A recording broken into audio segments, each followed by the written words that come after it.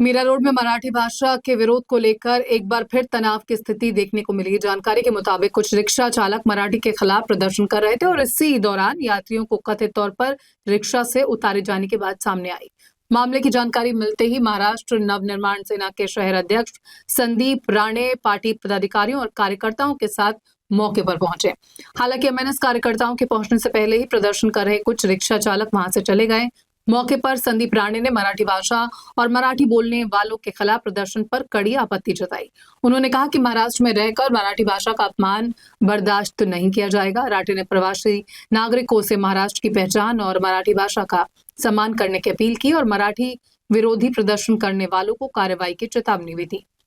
MNS ने इस पूरे मामले को गंभीर बताते हुए प्रशासन से उचित कार्रवाई की मांग की। अब सवाल यह है कि भाषा को लेकर बढ़ते विवाद के बीच कानून व्यवस्था और आम यात्रियों की सुरक्षा सुनिश्चित करने के लिए प्रशासन क्या कदम उठाता है। आपण बघा मीरा रोड या ठिकाणी सीएनजी पंप आहे, या ठिकाणी आपण उभे आहोत। या ठिकाणी आम्हाला बातमी आलेली की या ठिकाणी काही रिक्षा चालक पॅसेंजरना उतरवत आहेत आणि जे म्हणजे मराठी न बोलणारे त्यांना कुठलीच गोष्ट इम्प्लिमेंट न करणारे असे काही रिक्षा चालक समाजकंटक लोक या ठिकाणी गाडी अडवत आहेत आणि महिलांना आणि पॅसेंजरना खाली उतरवत आहेत। आम्हाला खबर मिळाली ताबडतोब या ठिकाणी आम्ही आलो। या ठिकाणी आता कोण दिसत नाहीत, सगळे कुठे गायब झाले का माहिती नाही, पण मी त्यांना चेतावणी देतोय की असं कुठलंच कृत्य करू नका। पॅसेंजरना उतरवायचं काम करत असाल तर तुम्हाला पण तसं धडा शिकवायला लागेल। सगळं मराठी शिकायचं असेल तर शिकायला पाहिजे। महाराष्ट्री संस्कृती महाराष्ट्राची भाषा तुम्हाला शिकायला पाहिजे। पण या ठिकाणी पॅसेंजरवर मस्ती केली तर रिक्षावर कायदेशीर गुन्हा दाखल करायला लावू, हे पण लक्षात घ्या। त्यामुळे मीरा भाईंदरचे कोई पण समाजकंटक जर आगीमध्ये तेल टाकण्याचं काम करत असेल हे खपून घेतलं जाणार नाही।